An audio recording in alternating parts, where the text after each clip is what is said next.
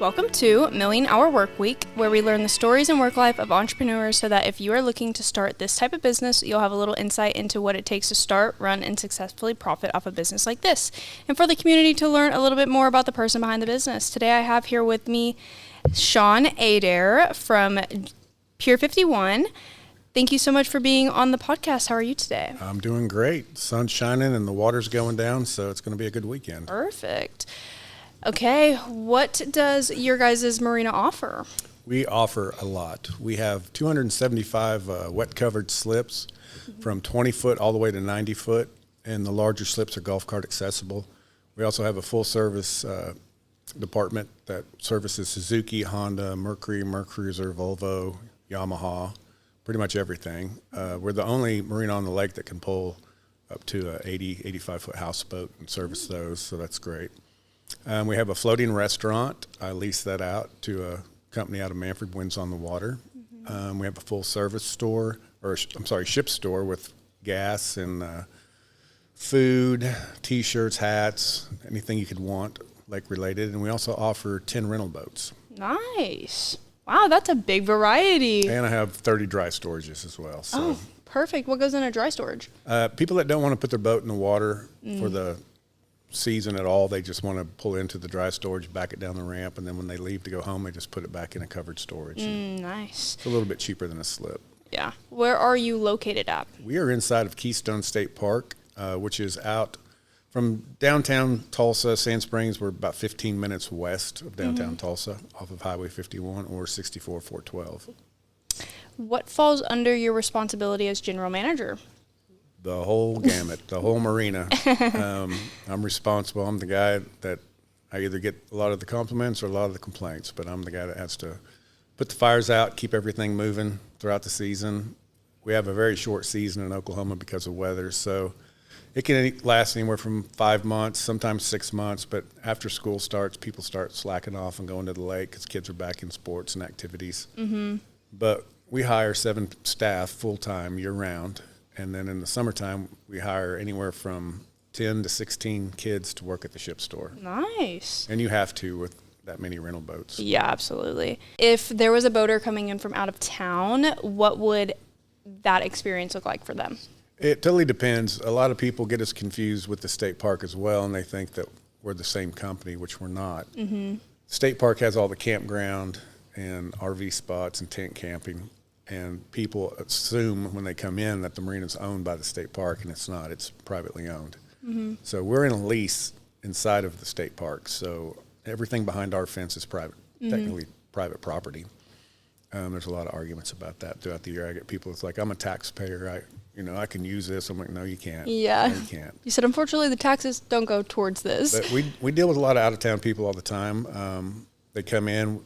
If we have an overnight slip or a transient slip, we can lease them. A lot of times we're full, so we don't have the space. But they're able to put their boat in the marina for a weekend and stay in the campground at the state park. And, everything that you could want is inside that state park. They have cabins, RV spots, like I said, tent camping. Then we have rental boats. And in our little ship store has everything, beer, water, wine coolers, anything you can need. We have food, sandwiches, and then the restaurant, of course, is open Thursday through Sunday. And they have karaoke, live music. They'll do acoustic acts every once in a while on a Sunday afternoon, but there's really not much any reason you'd ever have to really leave the state park once you got inside of it. Nice. So it's truly like a full-service weekend experience. It absolutely is. And that's our vision statement with our company. We're owned by a company out of Austin, Texas. It's VIP Marinas, and we have 15 marinas all the way into the Bahamas now. So it's to create destination marinas, to be a destination marina that creates positive memories that last a lifetime. So that's what we hope our whole goal is everybody comes in there to have fun, and sometimes it's hard when you have customer-related issues that kind of get sour sometimes, but we try to knock those out as best we can. But the whole experience is you're dealing with people that are there to have fun. It's their vacation every weekend, and they pay a lot of money to be there. So. Yeah, absolutely. How long have you been in the general manager position? I've been in the general manager position for 11 years. I have worked at the marina since 1988. Wow. So I've left a couple times, came back. It was always for brief stints for 1 or 2 years. That marina has changed hands so many times since I started there, at least 6 different ownerships. And the only thing that was always the same or certain for me was I was always staying. Everybody else would leave or whatever, then they would call me and be like, hey, you want to come back? Yeah. I ran the service department for over 25 years, so I went through all the Mercruiser, Mercury, OMC, Johnson, Evinrude schools. And so I was the guy, when I started, I was young and eager. And so anytime they offered a class or schooling or education, I took it. Yeah. It just made me worth more. And a lot of people just didn't ever want it. They just sat back and let me just keep moving up. And so it paid off for me in the end. So Yeah, absolutely. Hard work does get it you there. It does. Growing up, what did you think you'd be doing? So it's funny. I always wanted to go into radio and TV. Really? I did. I had a second cousin out in L.A. that worked on KXLA or something like that. He was an anchor guy. And every time he would call our house when we were kids, he had that voice. He had that old school, deep, just enunciated his words perfectly. And this guy hung out with Marilyn Monroe back in the day, Jim Morrison, so he had a lot of stories to tell. He'd been out there since the 50s. And so he was always trying to get me into that side of the business. And so when I graduated my senior year, his gift to me for my graduation was a trip to L.A. to come out. He was going to introduce me to the biz. My parents weren't too hip for that. They were worried, some young country kid, naive from Oklahoma, never been out in the big city before, would go out there and possibly get corrupt or, have a bad experience. So they talked me out of it. So I never made that trip. But I started a band. I was in choir in high school, and I started a band shortly after high school. And it was funny because one of the first stages I ever sang on was at Pier 51 Marina. Oh, yeah? I was working there, and there was an acoustic act playing, and one of the guys I knew from school worked in the kitchen, so he went and told him that I was a singer. So next thing you know, the guy's calling my name on the microphone, and I'm like, what? He said, how do you know me? Yeah, and he goes, well, here, you can sing. Get on up here and sing. And I was like, I don't know anything. And he was like, give me a country song. So I only knew 2 country songs at the time. Randy Travis, Forever and Ever Amen, and George Strait's The Chair. Absolutely. So I was so nervous because I'd never done that individually. I always did it with a group in school. So when I got up there, I said, okay, I'll do this, but I'm not turning around and looking at the crowd. Yeah. So I stood and looked out the window of the restaurant while they ran me through my 2 songs. And after I got done, everybody was clapping and excited. And he was just like, hey, that was pretty good. He goes, we'll be back in a couple of weeks. Why don't you work up learn a couple more songs? And I'm like, really? He's like, yeah. So that just turned into a thing that summer. And then a friend of mine from school, his parents were out there eating one night. They heard me sing, and they were like, wow, we had no idea you could sing like that. And I'm like, I guess I didn't either. So a friend of theirs in DP, Oklahoma, had a country music theater. And they said, hey, you need to call this guy. He wants to hear you. So I call him. He's like, yeah, come in on Friday. We do rehearsals on Friday. I'm like, okay. All right. So that morphed into every weekend they had a house band, and I would just bring the song I wanted to sing, and they would get me up with the full band, and I started singing. And one night this fill-in bass player named Jay Langford pulls me to the side, and he goes, hey, man, he goes, you want to start a band? And I'm like, dude, I don't know anything about starting a band. And he was probably 20 years older than me. Yeah. And he'd been doing it for years, since the 60s. He said, I'll tell you what, I'll put it together. You don't have to do anything. He said, all you got to do is show up and sing. And I'm like, all right. So they put it together down in Stroud, Oklahoma, and rehearsed a few weekends, and then called me and said, come on. So I drove down there and got up nervous as all could be, and it took me a long time to get over the stage fright part of it, probably years, honestly, because it's intimidating. And not ever feeling, not knowing. I just didn't have a lot of good self-confidence. I was like, oh, that song sucked. That was horrible. But everybody was just like, man, that's great. That's great. And so that took off, and I was still working at the marina. And so that's been my path ever since. Both of them kind of chose me. I showed up at the marina in 1988 for a summer job, and they didn't have anything other than, they said, can you clean a boat? I'm like, sure. Yeah. So I start cleaning boats for 2 weeks. Salesman comes up to me one day, the sales manager, and he said, hey, can you pull a boat with a truck? And I'm like, yeah, I've been doing that all my life. He said, well, we need you to deliver a boat in Stroud, and you're going to take this contract. They're going to sign it here. You're going to get a check for this amount, give them this copy, and then come back. Like, easy. On the way home, the truck broke down. So I had to walk to a parts store, bought a starter. And back in those days, you could buy a starter for a truck for like $25. So I buy one, go back down the road, and the only tools in the truck was a pair of ice grips. But that's how I grew up working, and I took it off, put the starter on, go back to the Marina, give them my receipt, and the office manager comes out and gets the Marina, or the sales manager, and says, hey, he said that he put a starter on the truck and he's wanting $25 back. $25 was a lot of money to me in 1988, so I needed it. And he said, he did what? So they go get the service manager. He comes out, crawls under the truck, looks, comes out, and he goes, that's a new starter. He said, how'd you know how to do that? I said, well, I took auto mechanics in Votech in high school. And he said, so you're mechanical? I'm like, yeah, I got a toolbox at my dad's garage. And he goes, why are you cleaning boats? I said, that was the only job you said you had. You offered me that So my job. story's weird the way that happened. And so the next day they're like, go get your tools and bring them to the shop. You're in the shop. Nice. And so that's how my growth there started. I was just like, can I go to school? And they're like, sure. So they just started sending me out, getting me certified. And anytime there was a position a little bit higher than what I was doing open, I was like, could I do that? And they're like, sure.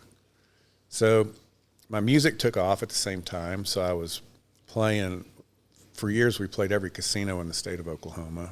I played Tunica, Mississippi at the Harris down there, Harris Casino in Kansas City. I played at the Bluebird Cafe. I got invited to come sing at the Bluebird in Nashville. Nice. Had a lot of stuff popping off at the same time. But the downside to that was in 2005, I got an opportunity to be a partner in the Marina.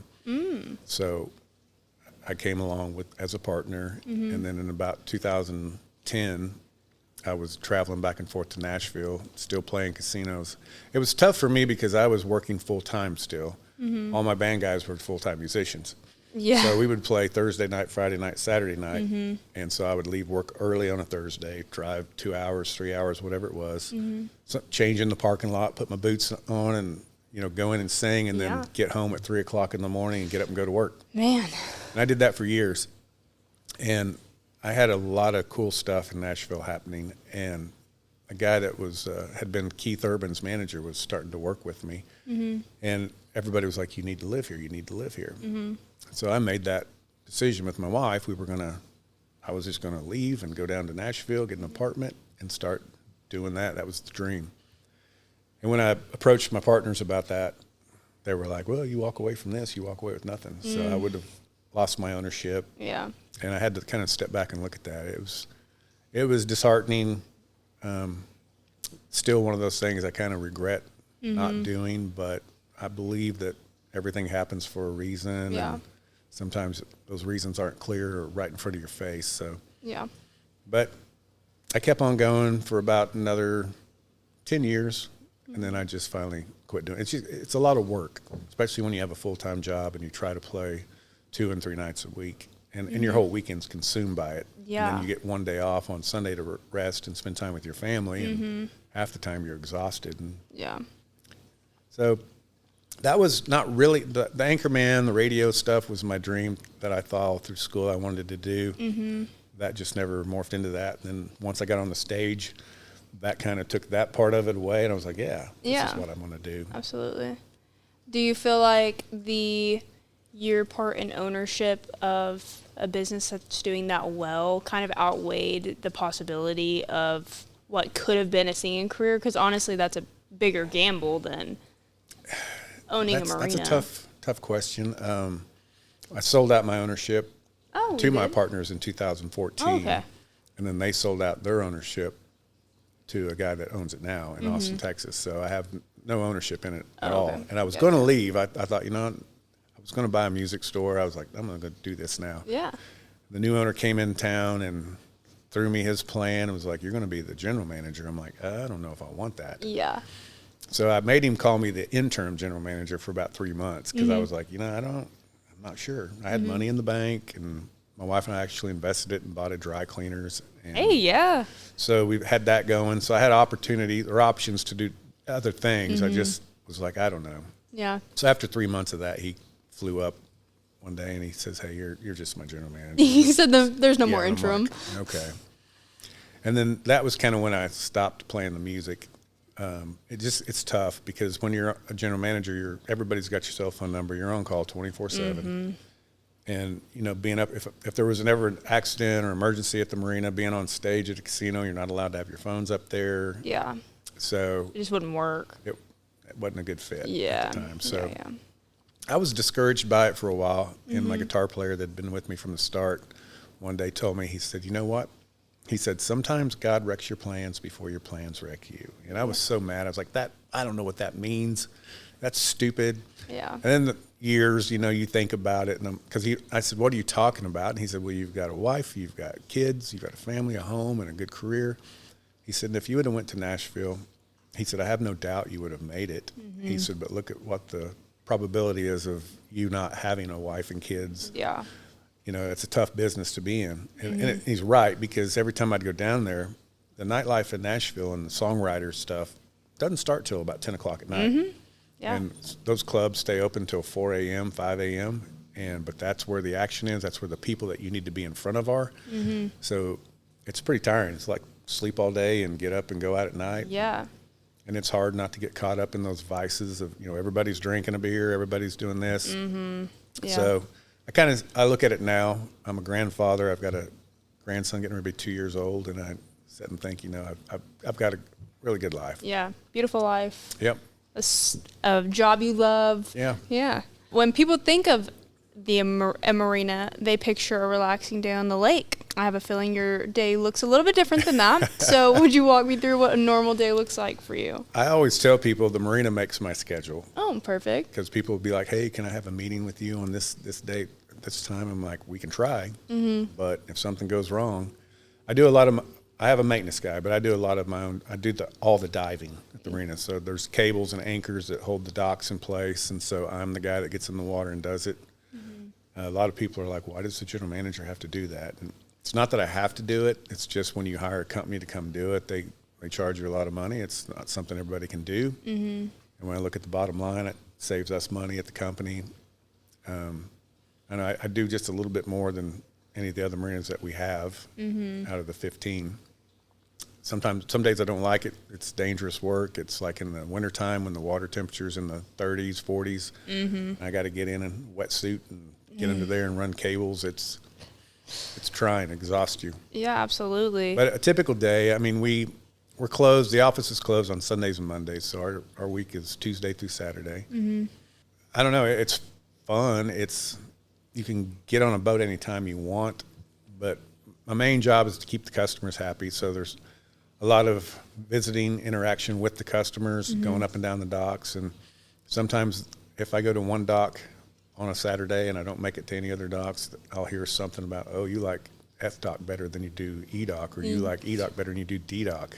Yeah. And I'm like, "Oh, come on." Yeah. Their customers are down there cooking breakfast, cooking lunch, cooking dinner. Here's a Bloody Mary. People are always offering you stuff. So we have a great group of people. Occasionally you get that one customer that kind of makes the whole marina seem like it's the whole marina, and it's not. It's like one customer at the end of the day, we could have over 500 customers, 275 slips, and you times that by 2, and everybody's got kids and grandkids and dogs. We're a very pet-friendly marina. Yeah. Dogs come in the office, and we have treats for them, and they know it, so they know where to go to get them. That's so sweet. But there's a lot that goes into it. There's contracts, and the rental boats. People don't realize the liability of rental boats. I mean, you're taking people that have probably never driven a boat in their entire life, and you're putting them on a 28-foot tri-tune and sending them out on the lake all day long, and it's kind of nerve-wracking at times. But knock on wood, our kids are very good at the check-ins and check-outs, and we have a lot of waivers and releases that the customers sign. But like ordering fuel, you have to stay on top of your fuel levels and stuff. So there's throughout the week going into the holiday or any holiday weekend or regular weekend, you have to just sit there and kind of go through your mental checklist of, have I done this? Are we good here? But Mother Nature is our biggest enemy. Yeah. Because it can dump rain on us. We can flood. We can have a windstorm come through. In 2023, we had a Father's Day windstorm. We were rocking and rolling, getting ready to have a great summer, and this storm came through and did about $4 million worth of damage to the marina. So wow. your summer gets changed at that Yes, absolutely. What do you have to do before the customers even arrive in the morning? Our staff shows up early. The main customers would be the rental boat customers. They show up early, get the boats uncovered, wipe them down, make sure they're clean. And they have a little list of who is assigned what boat. So each kid gets a boat. So when it goes out, they got to check it out, do all the walkthroughs. And when it comes in, they receive it. They fill it up with gas, bill the customer, and then, of course, get tipped. And that's why a lot of kids like working there in the summertime. The tips are really good. Absolutely. You get a tan. You get to be at the lake. Sounds like a great summer job. Yeah, it is. It's a lot of kids. Even there's a kid that, I say a kid, he's probably 30 now. But I see him at the gym all the time, and he always talks about the marina when he worked out there and how fun it was. And, I mean, I'm sure I'd be the same way if I ever left. Yeah. Be like, man, that was a pretty If cool you ever got to job. reminisce. Yeah. How much of your job is actually behind a desk? More than I want. Really? Yeah, when the new owner first bought us, we weren't corporate at all. He only owned 2 marinas. So it was still kind of had the mom and pop feel about it, even on the business side of it. And then he grew fast and grew to, like I said, 15 marinas. So we're spread from Oklahoma to the Bahamas, Texas, and Florida. And so now we have a huge corporate staff and Teams calls. Really? Yeah. 3 financial calls, service calls. Every Wednesday, no matter what, we do they call it the GM call with all the general managers at 10 a.m. And got to lock the door, get on that call, and we all go through our numbers and education, training, stuff like that. So a lot more than what I originally anticipated, but it's part of it. You have to know your numbers to know what your business is doing. Absolutely. So. And to be able to grow. You have to know where you're growing from. Absolutely. Yes. Is your marina busy seasonal or year-round, you say? It's seasonal. Really? We have customers that come year-round. They don't care if it's sleeting outside. They will be down on their boat. Period. And that's pretty rough because the electric stays on year-round, but the water, we have to winterize the water system so it doesn't freeze. So we have to kill the water once we start getting to those temperatures. That kind of becomes a pain in the butt because you'll have it winterized and then all of a sudden it'll be 30 degrees and then 2 days later it's 70. Yeah. Everybody's like, can we have water? Well, that requires a lot of work because we have to drain, after we fill everybody up, we have to drain all the lines. And It's a lot of preparation. It is. Just for you to get some water. It is. How much planning goes into preparing for the summer season? A lot. When do you start preparing for the summer season? We'll start preparing, honestly, October. Really? October, November, yeah. We start our training schools and classes. We'll go to Florida, do a lot of training. Getting our rental boats ready. We pull them out, put them on the land, and start running them through the shop and doing all the service stuff. We try to do that early just in case we have an early spring so we can start renting boats. There's always dock repair to do, and that's just thanks to Mother Nature. There's always cables and anchors to drop and run. It's just a constant maintenance. But yeah, we'll start that early. What keeps you busiest during the season? During the season would be the rental boats, the service department. Once we get past 4th of July, the slip leasing, we require annual contracts. So if you want to rent a boat slip, you're locked into a year. And it terminates March 31st of 2027. But after 4th of July, people want to be on the water for 4th of July. So everybody wants a slip. They want a way to get out there easy. And after July happens, the whole month, it really tapers off and people aren't looking to lease slips. So you got to get it while it's there. We always say you got to make hay when the sun shines. So we have to be on it. We require insurance on every boat in the marina. So that's a chore to keep up with that many boats. We get notifications daily in the mail, and I have to, we have to go in their file and make sure it's current. And then we'll start getting our 2027 contracts ready in October, November, so that they're ready to go once we hit March. Because you brought up insurance, I'm assuming you have to tag all these boats. Do you tag them all at the same time, or are they sporadic through the year? The state of Oklahoma makes your tag expires June 30th. Oh, So, okay. Of course, it's right at 4th of Summertime, July yes. weekend when people aren't thinking about that. So a lot of people forget, and then they're trying to get on the water with no tag. Yeah. The Lake Patrol are they're great. We've got all the 3 Lake Patrol on the lake, keep their boats at our marina. Nice. And our customers develop good relationships with them, and they'll give you a warning the first time, you're like, Yeah. hey, like myself, I didn't even get my tag until the 3rd, Friday. Nice. Yeah, I was like, I got all the rental boat tags Yeah. and all the barge tags, but I did not get my own. So. Hey, at least you could go jump on a rental boat if you had Yeah. to. How do the weather and lake conditions affect, like, going into holidays? Because I know it stormed on 4th of July, Yep. so how do you guys kind of navigate that? It's the luck of the draw. This year when I booked the fireworks show that we do out there, I called and booked it back in January. Mm-hmm. And I wanted the 4th. I wanted Saturday. Yeah. And the guy laughed at me and he said, well, you should have booked it in October. And I said, what? Well, being the 250th anniversary of the United States, every small town, everybody wanted fireworks this year. Mm-hmm. So he said, your only options are the 3rd and the 5th. So I had a Friday or a Sunday. Sundays aren't good, in my opinion, just because not everybody's off on Monday. Yeah. So people don't want to be out on the water at 9:30 at night watching fireworks and trying to load up and go home and wake up and go to work on Monday. Yeah. So I chose the 4th, which this year was amazing because of the storm on the 4th. Yes. If we would have had them on the 4th, we would have had to cancel. Absolutely, yeah.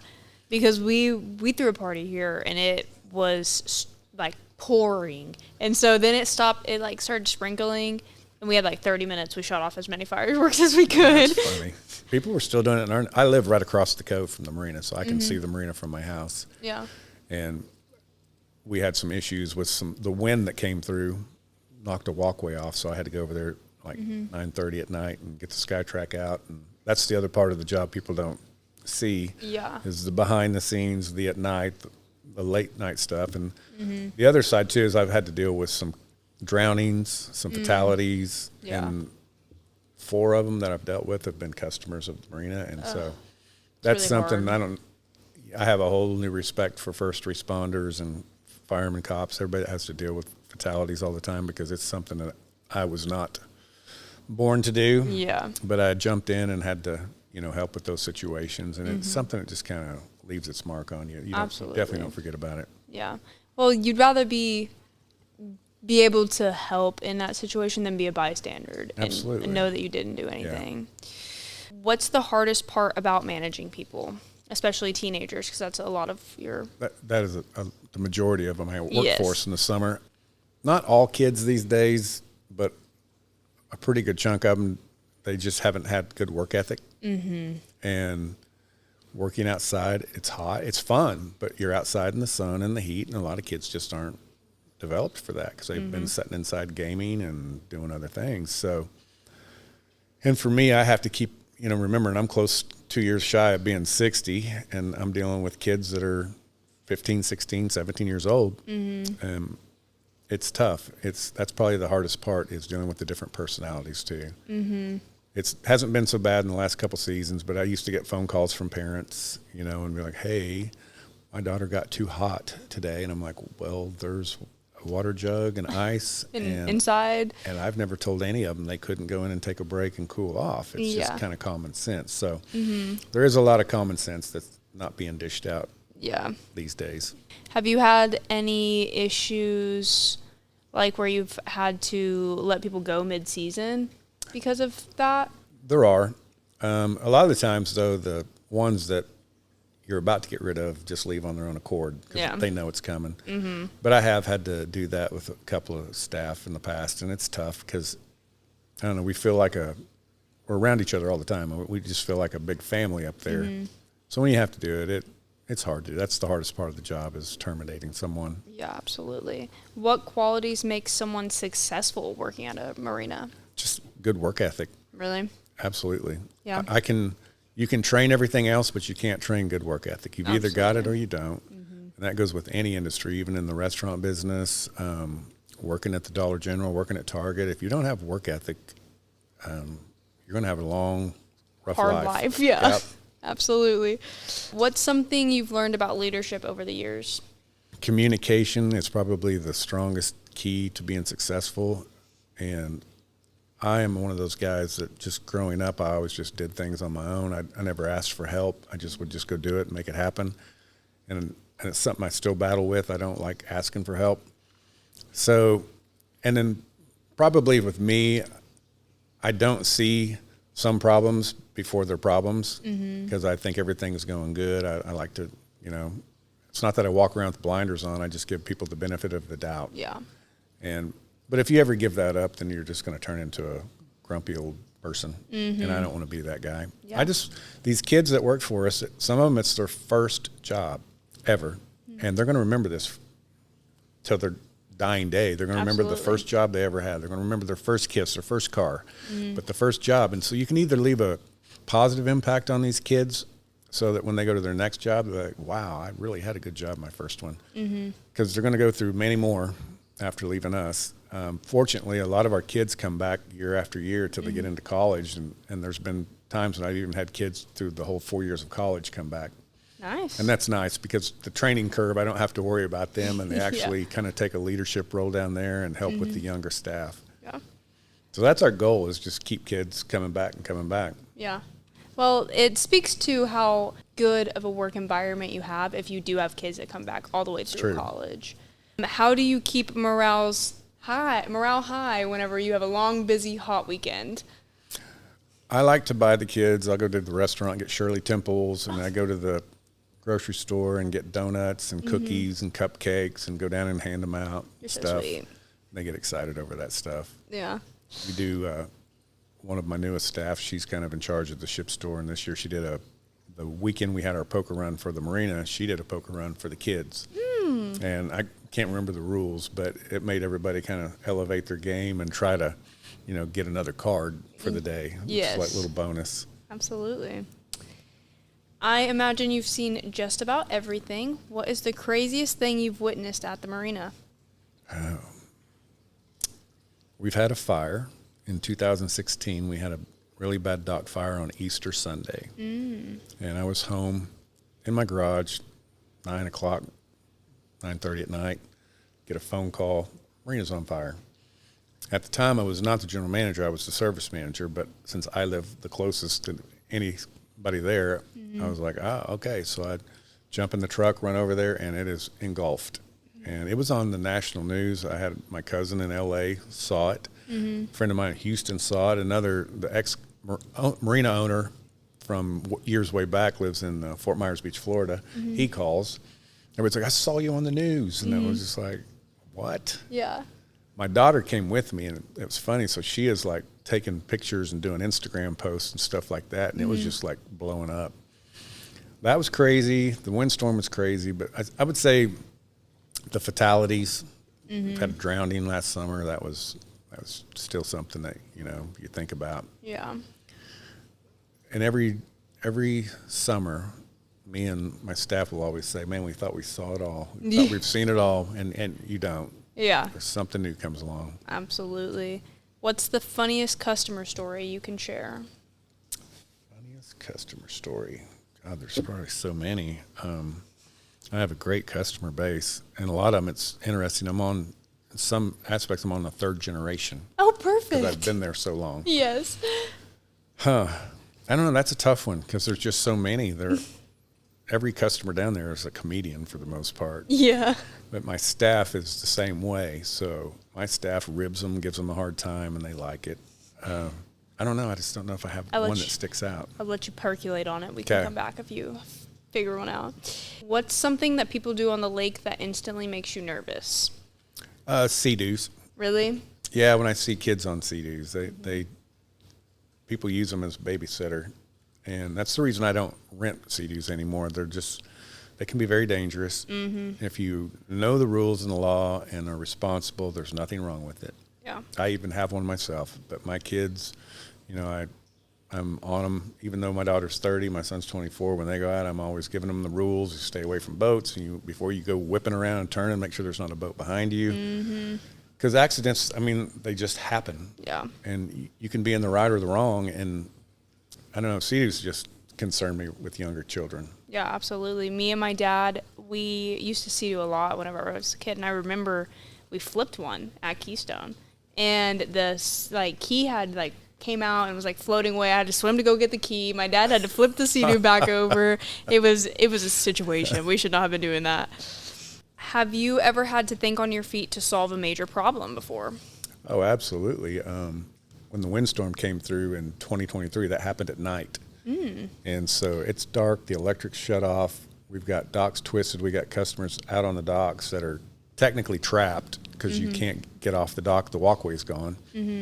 So you have to sit there real quick and figure out a way to, I've got temporary walkways. Let's go get the equipment. Let's go do this. And we've done it, unfortunately, with all the floods we've had through the years. I've been dealing with floods for 30 years. Yeah. So I'm a pro at it, and I know what's going to flood first, which walkway needs to be put in first, and what needs floats, and how we're going to attach this. So, and my staff I have right now, they've done it enough with me too that they can pretty much just go out there on autopilot and make it happen. Nice. That's really good that you have such a knowing staff. Yeah. That it kind of takes some weight off of your plate. Yeah, the difference between our marina and a lot of other marinas, like I think Grand Lake only fluctuates maybe 8 to 10 foot. We can fluctuate like 37 foot. That's a lot. And that's a whole lot because that changes the whole dynamic of the entire operation of the marina. We have to start worrying about electrical, electric lines being under the water, panel boxes being covered in water. What else? Oh, but anyway, in 2023, we were out there probably till 2, 3 o'clock in the morning just getting people off the dock, making things safe, and then we wake up and it's a whole new world. It was a long summer after that. Yeah. Insurance company has to be involved. The insurance company sends out insurance surveyors. We hired an independent dock contractor to come be the guy on our side to make sure they're being fair with us. And here it is 2026, and we're still haven't been paid completely off of what we had a claim for. Oh and my it's gosh. a lot of hoops to jump through. Yeah, absolutely. It's been 3 years. Yep. And they're still doing that. That's crazy. Especially since it's like a business. Like you have to have business insurance. So we did. We have business loss as well, and that's tough because you have to go back so many years and show them your income for the last 3 years so they can justify what they're going to give you and what you potentially might have made. But that summer was rough. Last summer was rough. We lost 4th of July weekend last summer because of flooding. And we really didn't get to open up and have a decent summer until mid to late August. Yeah. And then by Labor Day weekend, it's over. Yeah. Have you guys had to like shut down your entrances because of flooding before? We don't, but since we're inside the state park will shut down. Oh, okay. But they still allow our customers to have access to their boats. Okay. So as long as we can get them in the park and get them down, we'll get them to their boat. Like we had so many walkways tore up in 2023 that we had to just run shuttle boats. You said, we'll just boat you over there. Don't you worry. Yeah, in 2019, we did that for the whole summer. That was the record flood. Oh, my gosh. We had water in our office, our floors of our office, and we were driving a boat behind my office and up the side of the building and wading through ankle-deep water and loading customers there and then driving around and take them to their docks. How do you get the water out for that? That's up to the Corps of Engineers. Oh, good. Good. It took a long time for that water to I was going to say, it's kind of hard to get rid of water when you're on water and all the different things. Yeah, you're at the mercy of Mother Nature. Okay. Now we are going to give the people some boating tips. Okay. What is something every first-time boat owner should know? Well, they need to understand what the kill switch is and where it's located, how it operates, but they also need to understand, too, that when you're driving a boat, there's a delayed response in the steering. So whenever you put it in gear, it does not steer like a car, and there are no brakes. That's probably the two most important things to tell people. Because when people come into the dock, they just put it in neutral and coast in and then slam into the dock. So we go through this every weekend with all of our rental boats. Like last Saturday, we had 18 rentals go out. So that's a lot of, and on those boats, there can be anywhere from 10 people to 15 people. So that's a lot of people. Yeah. Educating them on pulling a tube. But boater safety course is probably one of the best things that people can do. You can get online and do that. But I always tell new boaters, too, go down and talk to the Lake Patrol. Really? The Lake Patrol are there to help. They're not out there to run your weekend. They're just out there to make sure everything's safe. Because do you really think they want to deal with a drowning or a fatality or, dragging for a body? They don't. Their job is to go out there and make sure the boat the lake is safe for all the other boaters. And Yeah. our guys are great. All the Lake Patrol and the Keystone are amazing. Yeah, every time that I've had to talk to them, they've been super nice. And they'll do an inspection. I tell people, hey, because people ask me, what do I need on my boat? I said, hey, just go right down there and ask them. They'll do a safety inspection for you on your boat, tell you what you need. And they're like, the Lake Patrol? I'm like, yeah. Everybody's just scared of them, and I don't know why. Yeah. They're pretty sweet people. Yeah. What is the biggest mistake most people make with their first-time boats? It depends on which type of boat you have. It's just probably the maintenance, the storage. When you buy one and you leave it set outside and not covered up properly, and sometimes even if you do have a cover on it, the interior will start molding and mildewing. But winterizing, a lot of people mess up every year because they don't winterize their boat. They think they know how to do it, or their brother-in-law knows how to do it, or they watched a YouTube video. It's just it's such a big gamble because, you know, on some boats we charge maybe $185, $200 to winterize them. That puts all the liability on us. So if anything were to happen, that motor were to freeze and break in the wintertime storage, then that's on us. As long as we can prove that you didn't go put it back in the water after we winterize it. So there's things we do to kind of mitigate that. But a lot of people go down and they buy a big houseboat or a cruiser. It stays in the water year round, and then they think they've got everything winterized, and next thing you know, it's a $10,000, $15,000 mistake. So just the basic maintenance and the upkeep. Yeah. How can people make their days smoother on the lake? Just what I had just said, the maintenance. You know, a lot of people, even to this day, before I don't keep my boat in the marina. I just keep it at my house because I'm a mile from the boat ramp. Yeah. But even before I leave, I hook my boat up to the water hose and I start it up, make sure it's ready to go. Because you don't want to be the guy that backs down the boat ramp and blocks the boat ramp because your boat won't start. And that happens a lot. There's our boat ramp at Pier 51. It's Keystone State Park's boat ramp, but it's a 4-lane ramp, and you'll get one guy backs right down the middle of it and blocks off 2 other lanes. And boat ramp etiquette is probably something people need to think about. But put your drain plug in, get all your ice chests loaded in the parking lot. Oh, yes. Do all that stuff before you go down that boat ramp. Have you had anyone back their truck down the boat ramp? Multiple times. Really? Multiple times.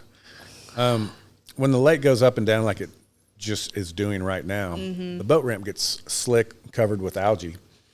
So a lot of people will back down there and they'll get their rear tires of their truck on that algae. And then as they're pulling the boat off, it's jerking on that trailer and it's making the boat and truck kind of jerk. And the next thing you know, here comes truck and all into the lake. So if you have a 4-wheel drive, I always tell everybody, put it in 4-wheel drive no matter what, even if you don't think it's slippery, and put your emergency brake on. Absolutely. But there's been multiple cases of people putting it, thinking they put it in park when it's still in reverse or still in gear, and they open the door to jump out, and next thing you know, the truck's rolling in. But we've pulled, gosh, at least a dozen trucks out of the lake through the years, and one minivan that wasn't even attached to a boat. Okay. That was a strange situation. Okay. They said, actually, I just thought this would work. I'm not sure how that one happened, 'cause we kept expecting to see a trailer as we're dragging it up the ramp with the SkyTrack, but you have to dive down and find a bumper or something to hook to and then run a chain up and drag it out. Yeah.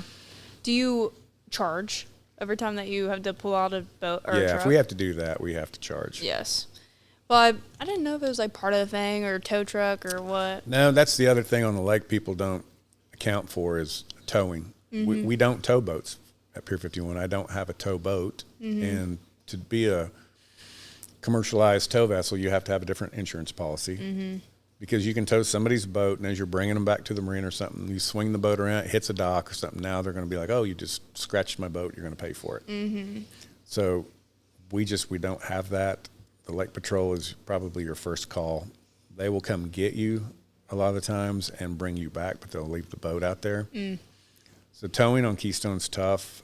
A lot of people don't realize their insurance policy covers towing. Most of them, I'd say probably 90% have towing in there. So if I wanted to charge you $3,000 to come tow your boat and I bill you, you just turn it over to your insurance and they Nice. They pay it. That's nice. Yeah, I didn't know that. That's probably one of the biggest things too people don't do. They always underinsure their boats. And if, say you've got a 30-foot boat out in the water in the lake and something happens and God forbid it sinks, well, now you've got oil leakage and fuel leaking into the lake, and you're responsible for that. Really? And in insurance policies, if you just read your policy, call your agent and make sure, they will tell you, yes, you are covered, or no, you're not, but for another $20 a year, we can add it. Mm-hmm. Boat insurance is not that expensive. We require $500,000 minimum liability, and it's a liability policy. So if you were to have that happen, or if your boat were to catch fire and burn 2 boats next to you, your insurance is going to cover it. $500,000 is still not enough, because in 2016, when we had the fire, we lost a dock and 8 boats, and the majority of the boats that were lost didn't have insurance on them. And this was before the new ownership, so we didn't have that in place that we required it. People just took a gamble for years. Yeah. And what happened then was the dock, replacement of the dock was almost $500,000, and then 8 boats or 7 boats. Yeah. So it goes to court, turns into your insurance company, if you have it, suing this guy or suing this insurance company if he didn't have enough coverage. So at the end of the day, insurance is probably one of the most important things you can do on your boat, especially if you ever took a kid out of one of your kids' friends and were tubing with them and they got hurt and you don't have insurance on that coverage, you could lose everything you got. Yeah. Which a lot of people don't think about that. It's not, insurance on a boat is not required in the state of Oklahoma, like it is on a car. It is crazy. I think that's something they need to change. But a lot of people are like, oh man, I don't need insurance. I only paid $5,000 for this boat. I'm like, it's not for that. Yeah. It's for the liability it's of the damage the damage you can cause with that boat. Yeah. Yeah. Whenever people do slips, like they rent out slips, do they have to carry the $500,000 liability? They absolutely do. That's one of our, you're not allowed to pull into that slip until you come to the office and give us your verification and show proof. Nice. And then we require your insurance company to mail us your insurance card, and so a lot of times we'll get, non-payment of policy or cancellation, and then we have to call and be like, hey, and they're like, oh, I didn't know. Yeah. What part of your job brings you the most joy? I enjoy seeing customers come in that have never been on our lake ever, and they come in to rent a boat. We get customers from Wichita, Kansas, Oklahoma City, Enid, Ponca City, Edmond, all over the state, Texas a lot. But they don't know the lake. They don't know that we have the sandy beaches, but just making sure they have a great experience with the whole thing, because if you can turn a boater's first experience into the worst thing they've ever had, and they'll never want to boat again. They'll be like, I hate boating. Yeah. You're like, well, why? Then they'll tell you. So we try to, nix all of that up front and make it as good as an experience possible for you. You can't be 100% on that, because sometimes operator error and people's attitudes just don't want to work. Yeah, absolutely. But probably that, just, running into people in town and be like, oh man, I was at your Marina and saw your fireworks show. That was amazing. Thank you for doing that. Yeah. But I've been there for so long that when I go places, people recognize me from being on Channel 6 doing something, and so it's kind of funny. Do you feel the community when you're out and about? Oh, yeah. Yeah. Well, that's good. Yeah. I grew up in Manford, so I went to high school there and still know most everybody in that town. My kids had my daughter had the same elementary school kindergarten teacher that I did growing up. So it was pretty neat. And I ran into her like 3 weeks ago in Reesers. And oh, that's fun. I was like, Miss Platt. Yes. She said, how are you, girl? And she remembered me too, so that was awesome. Well, that's good. Were there any moments that you questioned if it was worth it? Yeah. Every time we have a major catastrophe like the flood or the windstorm, it's exhausting, because it's sun up, sundown. And those days and weeks get long, and they last for months, and you're exhausted. You spend your entire career working at a marina watching other families have fun. Yeah. While your family sits at home. That's the other side of this that people don't see, because I get people all the time going, I'd love to have your job. And I'm like, tell me what my job is. Yeah. Man, out here in the sunshine on a boat. And I'm like, there's been weeks or months I don't even get on a boat because of dock work and everything else. So people's perception, it's a little different than the reality. Yeah, absolutely. But that's kind of the thing that I would say would be the one bummer of the whole job, would be just not spending time with my family in the summers, because I have to do it on my day off, and we go out after the lake's empty on Sunday and everybody's gone, but which is nice because we get the beaches to ourselves. But just not being able to do that. Mm-hmm. My kids grew up with me every weekend at the marina. Mm-hmm. They still got to go boating and stuff, but it was just on off days. Yeah. How are you able to separate home from work whenever you are home on Sunday? That is tough because everybody has my cell phone. Yes. And my emails ding constantly. Mm-hmm. And it's funny, the things that people think are urgent or emergency are really non-issues that could be handled on our work week. Yeah. But people like to wait till they're down there drinking. And so that gets a little frustrating. I used to sleep with my phone under my pillow. Oh. Because I would get calls at 2 o'clock, 3 o'clock in the morning from the docks, and I'd have to respond. And I refuse to do that now. Yeah. I tell everybody, if you got an issue, call 911. I'll deal with it tomorrow. Yes. And then what's a moment you're especially proud of? I was able to go get my CMM certification, which is a Certified Marina Manager designation. Nice. And that took me about a year and a half to do, and I had to go to Seattle for one school, and then it was in Florida, Jacksonville, Florida for the other one. It's something that I'm probably the only CMM in the state of Oklahoma. It's not anything that's kind of a freshwater lake specialty that people do. It's a coastal type thing, but it covers freshwater. And whenever I was told about it, I was like, that would be so cool. Yeah. Everybody wants to be a marina manager, but to say that you're a certified marina manager now, that's pretty cool. You have to get up and do a PowerPoint presentation. Heck yeah. And I'm not a PowerPoint guy, so I had to learn all that just for this. Yes. So it's pretty cool. Just, I don't know, every chance I've got like a box in my office. I never took the time to hang all my certificates around the office because I've probably got 40 to 50 of them, and it would cover the walls. Mm-hmm. But it's just every time I made a step forward and got another certification, it just made me proud. Yeah, absolutely. And knowing people in the industry, it's interesting. I go to the same trade show every year in Fort Lauderdale, and you could walk in there, and I know people from the Netherlands and Belgium now and stuff, and people know who I am, and I know who they are. So it's just as big and spread out as the marina industry is. It's still a small community. Mm-hmm. Absolutely, and the connections that you got to make. It from is. That. Yeah. Okay, before we wrap up, what do you enjoy doing when you're actually off work? I'm constantly working. Yes, Well, my wife and I we own a dry cleaners, and we also own a laundromat. Okay. So, and then my wife does the kind of backroom accounting at the marina as well. Oh, perfect. So sitting at home, we don't just sit and watch movies and get to relax. It's always some question she's been waiting all day to ask me. So you don't ever really get to turn it off. Yeah. But if you want to be in the business and own a business, I mean, that's part of it. Yeah. There are no days off for business owners. And Absolutely. So when people say, must be nice, I'm like, you have no idea. Yeah, it's a $1,000,000 Workweek. Come get you some. It is. Yeah. But I enjoy being a mechanic. I had a 68 Camaro I'd been working on for a long time, rebuilding that, a Corvette, and I've got an old vintage boat that I inherited from a dock customer. It was kind of a cool story. Wow. I used to joke with him.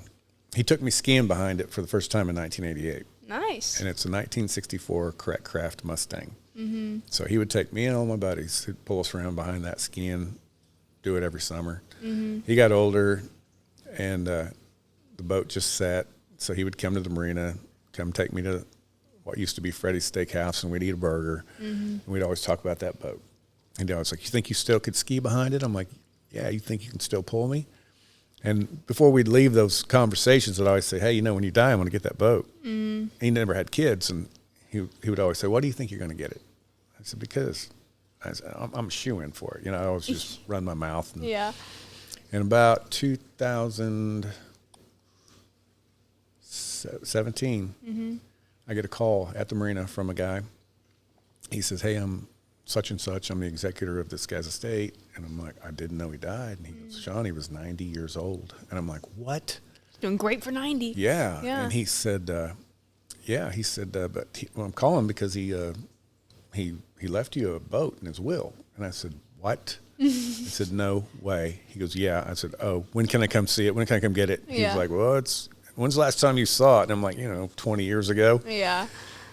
It was under a carport covered up, but the next day I went and got it on rotten tires, brought it home, stripped it out, cleaned it up, and I think that's one of the coolest things was taking it out on the lake with my son and my kids, my daughter, and driving it around. And it's one of those boats that I took it to a vintage boat show at Grand Lake about 4 years ago and won a silver award trophy with it. Nice. So it's one of those boats, when you see it, people are always staring at it. And it's like driving a Lamborghini down the road. Everybody sees all these other cars all the time, but they rarely see something like that. Yeah, absolutely. But I didn't get it out at all last year because we were flooded, and I still have yet to fire it up this year. But that's my goal this year, is to get it on the water some. Yeah, what a sentimental gift. It's cool. Yeah. It's one of those boats, too. I had a guy, the first weekend I had it on the lake, I pulled up to the beach, and it looked so nice. And everybody walked down the beach to come to the boat. And he said, what do you want for it? I said, what? He goes, I'll give you $20,000 for it right now. And I'm like, it's not for sale. Yeah. I said, you could offer me $50 and it's not for sale. This boat has a story. I skied behind this boat when I was a kid, and now I own it. And it's just going to be passed on down through my children. And Yeah. it's just a cool boat. Yeah, it's a priceless boat. It is. It is. What is one goal that you are still chasing? Probably to find someone to come in and be the next person in line whenever I'm ready to go. It's tough to find because of all the many hats that you wear. And people aren't in school. You know, I've talked to people in Votech before. I said, I wish you'd let me come talk to people about the industry that nobody talks about. Yeah. Because the marina industry, people don't realize. Growing up in Manfred, Oklahoma, I never knew that you could work at a marina on a lake in Oklahoma full-time. It'd be a full-time job. Yeah. And so the lack of education on the marina industry, the opportunities that are out there to become a marine technician versus an automotive technician. Marine technicians in the Dallas, Houston area right now are making anywhere from $45-50 an hour. Nice. And that's just going to continue to rise. Yeah. And the marinas are just like me. You want to come in and work for me and go get certified, let's go. Yeah. But we just can't find the kids that want to do it. That wants to stick it out. Yeah. Yeah. What is something that you're trying to get better at as a leader? Leading. Really? Yeah. Just all together? It's something that you have to work on daily. Absolutely. All the time. The older I get, the more impatient I get. And it's just one of those things, with age comes wisdom, and then you get to a point where you think sometimes you know it all, but you don't. Yeah. You know, I learn stuff from some of the newest employees sometimes, but it's just a personal interaction aspect that I feel like I could always do better at, better communication. Like I say, I'm used to doing things on my own and trying to just make things happen, that I don't sit down and look at the whole picture. But just working on me. I would love to retire in the next 4 or 5 years. Yeah. And, do something else with the last half of my life. Maybe become a marina member and have a boat at the marina instead of being the guy running it. Yeah, absolutely. If you had one free weekend with no responsibilities, what would you be doing? I'd be on the water. Really? Yeah. And I like salt water, too. I like going into Florida and Bahamas, Hawaii, stuff like that. Yeah. You give me a choice, I'm going to be on the sun and sand, and I love it when the temperature gets into the 100-degree mark. People don't. A lot of people don't. They hate it. Yeah. And I used to run marathons, so I would run all summer long. I would always pick the hottest day of the year, and I'd go run 3 or 5 miles, come back and just feel energized. I get energy from the sun. My wife knows that too. There'll be days she'll be like, you need to get in the sun. Because I'll be grouchy or grumpy. Yeah.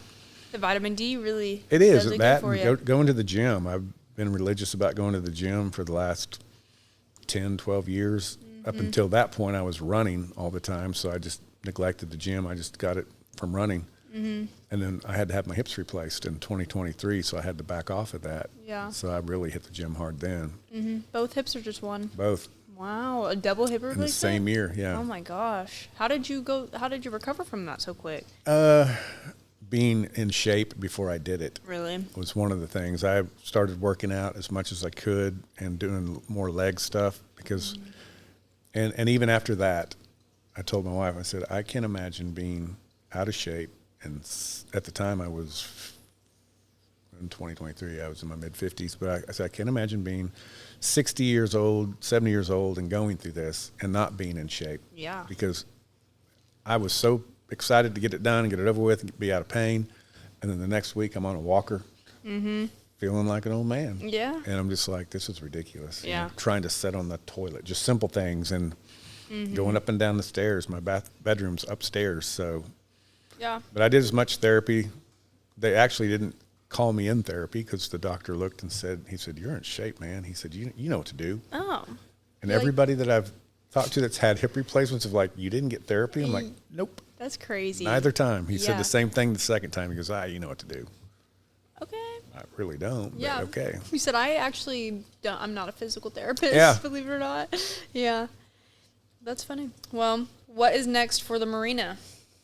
Hopefully we get through a great season this year. The water's receding, so a couple of my staff have never even got to go through a full good season of not having high water or storm damage. So really looking forward to this season being a smooth one all the way through and having good revenue numbers, and hopefully we break some records financially, I hope. Hopefully. We've got some other repairs and some docks we want to start looking at replacing.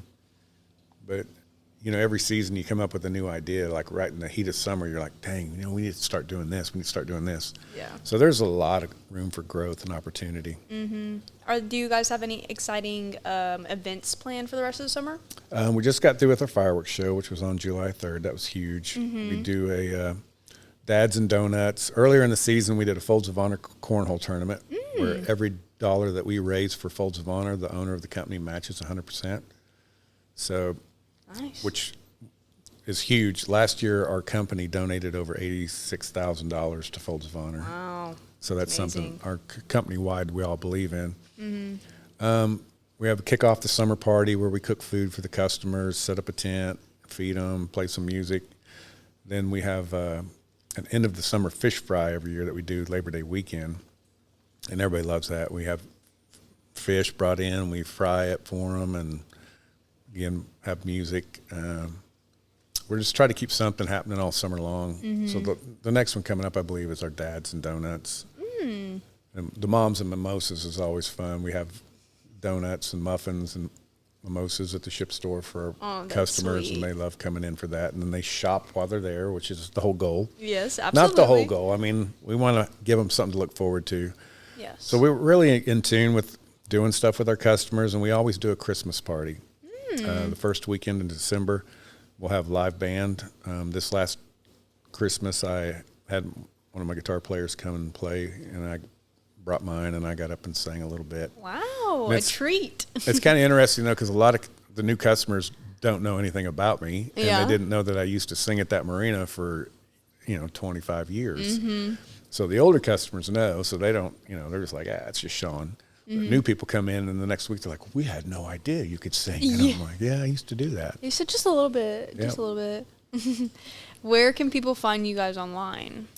Keystone Pier 51 Marina is our website page. You can find us on Facebook. I believe we have an Instagram page now. My office admin, Hope, she is the one taking care of all that. She's doing an amazing job. Yes, she seemed like she was doing great. She She's great to is. communicate with. I think those are the only two places right now. But if you ever try to call us and can't reach us, our main phone number, the 918-865-3177, is also textable. So you can text us. It goes to an app on my phone. It goes to an app on every employee's phone. So Nice. hopefully we can get back to you in a timely manner. Absolutely. What's the best way for someone to book a slip, rent equipment, or learn more? Just call the Marina. Call us on that 865-3177. I have taken multiple people out, new customers, on our rental boat. They come down, they're thinking about buying a boat or thinking about getting a boat slip or don't even know the lake, never been on it. I will be the first person to throw you on a rental boat and take you out and show you a beach. And that's where a lot of customers get hooked right there, is they're like, we didn't know this existed. Yeah. And I've always said for years that Lake Keystone is one of the best kept secrets in the state of Oklahoma, because people are always like, it gets a bad rap. People are like, oh, it's so dirty, it's so muddy. Well, it's not true. Our water quality is really good. We constantly have a flow of water feeding it, either from the Arkansas River or the Cimarron. but hence the flooding. Yeah. So we have two rivers feeding us and sometimes more than what we want. Yeah. But Keystone is it's an amazing lake. When we're 20 minutes, from downtown Tulsa. There's so much to do. Close to Sand Springs, Manford. We've got everything you could want within a 15-mile radius. Yeah, and the park is really nice. Like, it's the always state park? clean. So my wife and I were RVers as well. That's one thing I didn't say. And so we like to travel around a lot in the off season. And we try to visit national parks, state parks. And the ones that we've seen when we come back, when we're there, we're always like, man, Keystone State Park is really beautiful. Yeah. But when you drive into it all of your life, every day, you don't see what other people see. So it's one of those things that I kind of look at it differently now after seeing other parks. And I'm like, yeah, we've got a really nice facility out here. Yeah, absolutely. And they just added Jellystone out there, and that's a big that's been a big draw with the swimming pool and all the little whibbits. Is there anything we didn't talk about that you wish more people knew about the industry or the marina?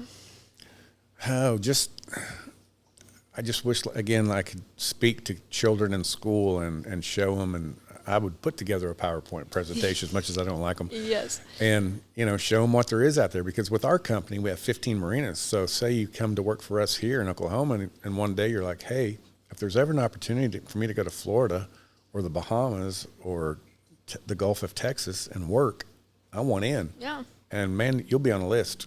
And so if you want to move and go down there and see what the salt life is like and the dry stack facilities, there's so many opportunities and people just don't know about them. Yeah, absolutely. I didn't even think about that being an option. Yeah. And finally, is there anyone that you would like to thank before we wrap it up and head to your work? Just, my parents and my family, because without the work ethic that my mom and dad instilled in me, I probably wouldn't be where I'm at right now. Yeah. My grandfather is the one that insisted I took Vo-Tech in high school because he said a man has to know a trade. And I said, Grandpa, I will go do auto mechanics, but I will not be a mechanic. And he used to laugh at that because I was a boat mechanic for 25 plus years. Yeah. And so that's a funny story. But I grew up around hardworking people, and my wife works harder than anybody I know. And for them to set back all these years and while I'm working, helping everybody else have fun, and they're all, doing their own thing, it's just a lot of gratitude for that. Yeah, absolutely. Well, thank you for joining us on Million Hour Workweek. I am very excited to see what your workday entails, and we will see you at work. Thank you so much. All right, thank you. If this episode inspired you or taught you something new, subscribe so you don't miss future stories from entrepreneurs who are building businesses one day at a time. Until next time, keep showing up, keep learning, and keep building. Love, Makara.